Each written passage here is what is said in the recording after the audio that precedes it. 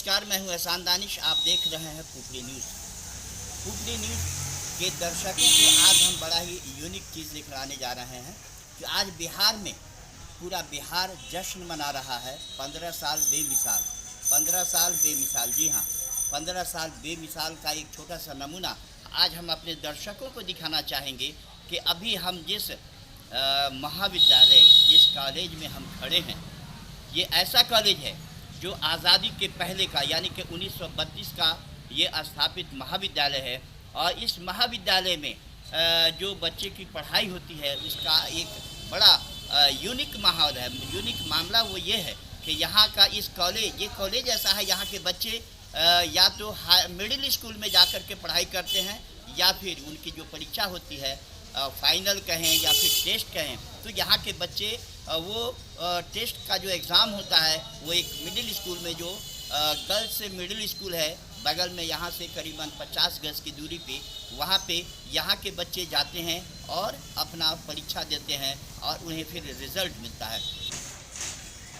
जब ये 1932 में यहाँ पे हाई स्कूल की जब स्थापना हुई थी, उसके बाद उस ज़माने का इतिहास ये है कि यहाँ के एक लक्ष्मी गुप्ता थे जिन्होंने आज़ादी की लड़ाई में उन्होंने अपना अहम भूमिका निभाया था। और ये बिल्डिंग 2 मंजिला बना हुआ था उस ज़माने में।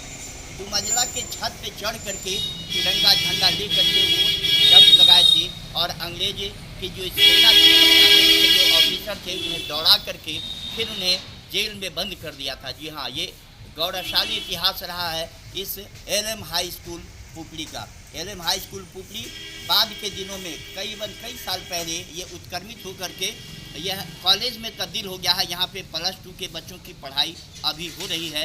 लेकिन हैरत की बात यह है कि यहाँ पे भवन की जो हालत है वो देखने से ही लगता है कि बिल्कुल जर्जर है और यहाँ पे बच्चों के बैठने का कोई भी इंतज़ाम नहीं है। यहाँ पे हमारे दाहिनी तरफ हम अपने कैमरा पर्सन से चाहेंगे कि यहाँ पे जो शौचालय है वो देख करके ऐसा लगता है कि कोई सार्वजनिक शौचालय है, जिसमें शायद भी यहाँ पे शौचालय जाने के लिए जो बेहतर इंतज़ाम होना चाहिए उसका पूरी तरह से अभाव है। और यहाँ पे बिल्कुल ओपन में है, जिसकी वजह से बाहर के जो लोग आते हैं, यहाँ पे बस स्टैंड है या फिर रेलवे स्टेशन है, वहाँ के लोग आते हैं और यहाँ पे आकर के जो जगह है इसका शौचालय तो नहीं लेकिन मूत्रालय की तरह वो लोग इस्तेमाल करते हैं। यहाँ की गंदगी को देख करके आप बखूबी अंदाज़ा लगा सकते हैं कि ये महाविद्यालय कितने जर्जर हालत में है। वाकई 15 साल बेमिसाल है। हम यहाँ के जो प्रिंसिपल हैं, हम उनसे चल करके इस स्कूल की दुर्दशा के बारे में हम जानने की कोशिश करेंगे कि इस दुर्दशा का कारण क्या है, आखिर ये इस बदहाली की ज़िंदगी जीने को मजबूर क्यों है ये एलएम हाई स्कूल। और अब आज के डेट में यहाँ पे जहाँ पे हर तरफ माननीय मुख्यमंत्री जी ने दारूबंदी का ऐलान किया है, लेकिन देखिए आप यहाँ पे जो दारू का बोतल इस बात की गवाही देता है कि रात के अंधेरे में यहाँ शराबियों का जमावड़ा भी लगता होगा जो यहाँ पे आकर के दारू का सेवन करते हैं। बल्कि यहाँ पे कुछ मुझे ये लग रहा है कि कप सिरप वगैरह का खाली बोतल भी बिखरा पड़ा है, जो इस बात की गवाही देता है कि नशेड़ियों के लिए बड़ा ये सेफ जोन है। हम चलते हैं अंदर, यहाँ के जो प्रिंसिपल है हम उनसे बात करने की कोशिश करते हैं कि ये जो 1932 का जो एलएम हाई स्कूल है अभी वर्तमान में ये कॉलेज के स्टेज में आ चुका है। यहाँ पे जो बदहाली है उसके पीछे रीज़न क्या है, यहाँ के स्थानीय जनप्रतिनिधि इसके लिए पूरी तरह से जिम्मेवार होते हैं। चूँकि ये जो शिक्षा समिति होता है इसमें एक बोर्ड होता है जिसके चेयरपर्सन विधायक होते हैं, स्थानीय विधायक होते हैं, उनकी उदासीनता भी साफ झलक रही है। जी हाँ, 15 साल बेमिसाल।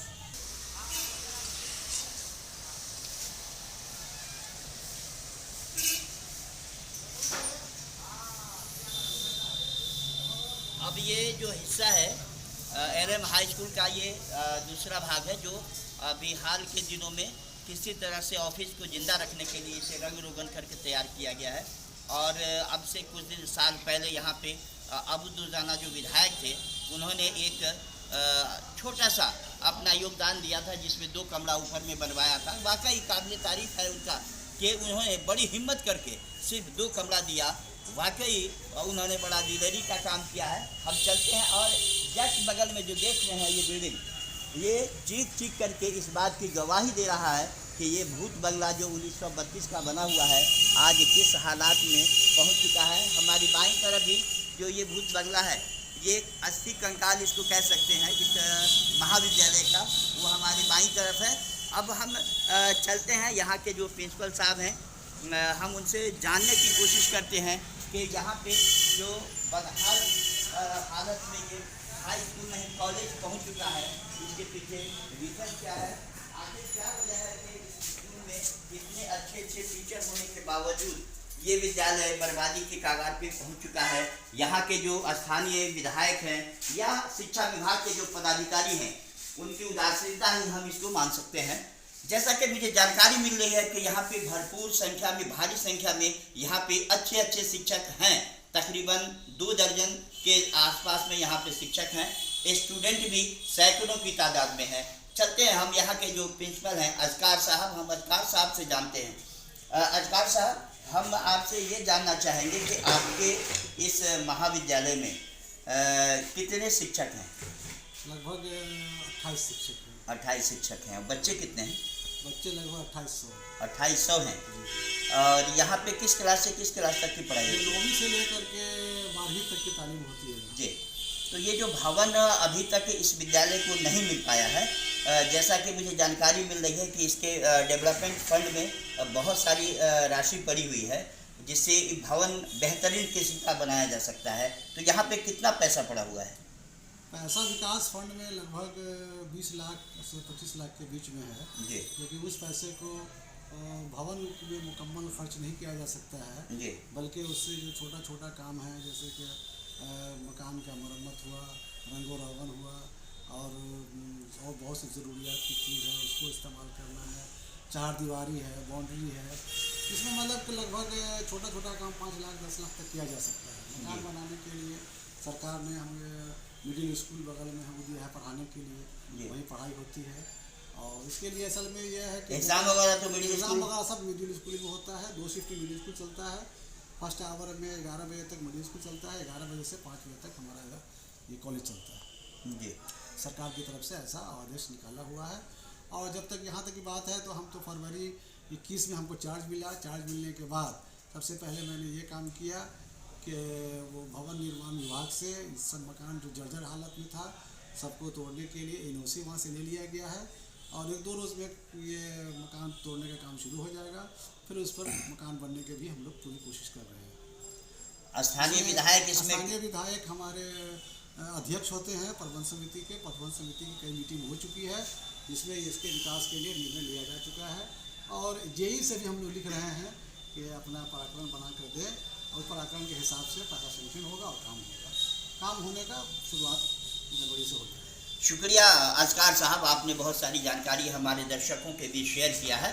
सबसे बड़ी बात है कि आप इस ऑफिस को देख सकते हैं बड़े ही गौर से। हमारे दर्शक भी इसको खूब बखूबी देख रहे होंगे कि इस कॉलेज का जो इंतज़ाम है, जो हमारे प्रिंसिपल साहब के बैठने की जो कुर्सी है, शायद प्राइमरी स्कूल के जो टीचर होते हैं उनके जो रहने का उनकी जो ऑफिस होती है शायद इससे बेहतर ही होता होगा। हमने अक्सर प्राइमरी स्कूल में देखा है 2 मंजिला बिल्डिंग जहाँ पे बच्चे क्लास 1 से लेकर के 5 तक की पढ़ाई करते हैं, लेकिन ये 1932 का हाई स्कूल है जो अब कॉलेज में उत्क्रमित हो गया है। यहाँ पे +2 तक की पढ़ाई होती है। उसके बाद ये इस बदहाली के हालात में पहुँच चुका है। वाकई काबिले गौर है। हैरत तो इस बात की है कि 15 साल बेमिसाल का जश्न आज पूरे बिहार में मनाया जा रहा है, लेकिन इस स्कूल के तरफ न तो किसी जनप्रतिनिधि का ध्यान आकर्षित हो रहा है, न ही शिक्षा विभाग के जिला शिक्षा पदाधिकारी हों या कोई भी पदाधिकारी हों। उन्हें यहाँ के बच्चों के पढ़ाई से मुझे ये लगता है कि उन्हें कोई सरोकार नहीं है। उन्हें यहाँ के बच्चों की पढ़ाई से कोई मतलब नहीं है। मैंने शुरू में अपने दर्शकों को बताया था कि ये इस LM हाई स्कूल का गौरवशाली इतिहास रहा है कि जहाँ पे आज़ादी के पहले यहाँ के लक्ष्मी गुप्ता नाम के एक व्यक्ति फ्रीडम फाइटर थे जो हिंदुस्तान का तिरंगा लेकर इस एलएम हाई स्कूल के दुमजला छत से उन्होंने फहराने का काम किया था। और जब अंग्रेजी पुलिस उन्हें अंग्रेज़ों की जो पुलिस थी उन्हें खदेड़ना शुरू किया तो वो यहाँ से भागने की कोशिश किए थे, जिसमें उनका हाथ टूट गया था और वो विकलांग भी हो गए थे। उसके बाद अंग्रेज ने उन्हें जेल में डाल दिया था। जी हाँ दोस्तों, हमारे चैनल को लाइक करें, सब्सक्राइब करना ना भूलें और ज़्यादा से ज़्यादा शेयर करें, ये हमारा रिक्वेस्ट है। हम और भी अपने दर्शकों को अभी दूसरे चैनल में दूसरी जगह पे जाकर के हम दिखाएंगे कि पुपरी में 15 साल कितना बेमिसाल है।